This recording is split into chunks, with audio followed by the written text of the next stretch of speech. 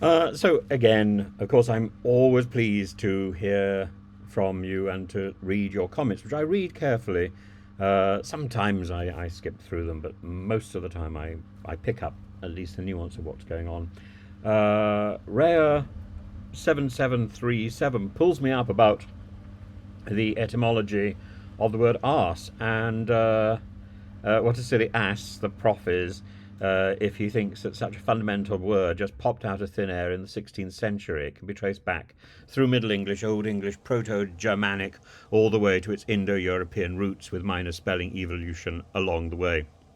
Well, it can, but the first time I think it's used in print is in 1480, and it doesn't become common in the UK in English print until I think it was used in a play by Ben Jonson in 1602, um, and so that's the sort of time when we would identify its prevalence. It's about the same sort of time that the F bomb turns up in English, in written English.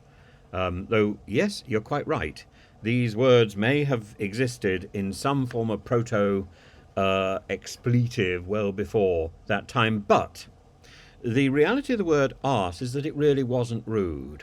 It was sort of jocular, it was descriptive, and because of the rhotic preference, or rather the fact that in British English we tend not to use the R. If you're up in Scotland, you dignified with a wonderful rolling R, but not in mainland England. And so I think the likelihood is that there would have been very little distinction during the 16th century between the American ass and the English arse. They would have sounded pretty well the same, which is probably why you get that Atlantic split between the two words. As I say, it wasn't particularly rude, it was simply anatomical, and I think that's how Chris Law should have responded to Sir Leslie Hoyle's castigation. He was using a word, but he was using it in a purely anatomical way and within the context of, well, for example, the 14th century. In the 14th century, there's a text which says perfectly straightforwardly, hemorrhoids are fine veins that stretch out of the arse. In the 16th century, there was a sermon where a pastor said, how arseward a thing it is for every man to be given only to his own profit. How backwards, how profane, how perverse. And in both cases, the word is definitely not used as a profanity, it's used as a description of the rump, of the back of a being, and the bottom. And it only became rude, it only became an expletive, it only became a taboo word in the 19th century, so quite late, whereas the F bomb had moved into a sort of expletive form quite early. But my arse was used as an exclamation quite widely in the 19th century. It's recorded in music hall songs, in music hall lyrics. It became an expression of annoyance as much as a jocular or rude ejaculation.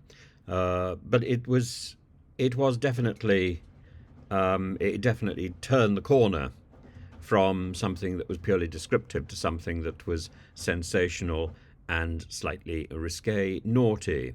But to make a total ass of yourself, or to make a total arse of yourself, is a is an idiom which goes back to the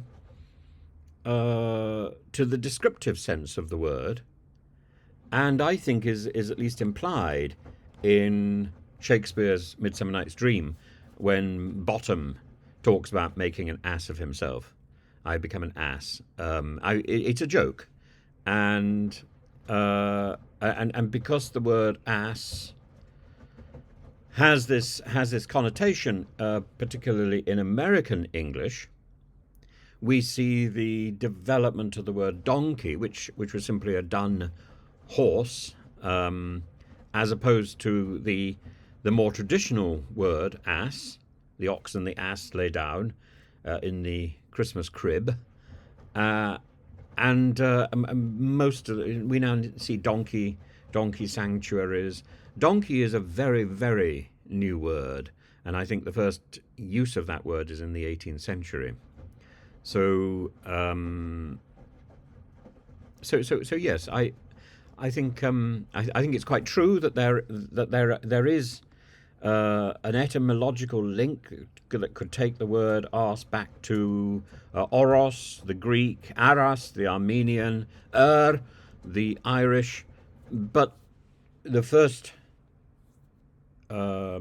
recognized printed use of the term arse is to be found in 1480, and the first real sort of regular use of the term is in the 16th century.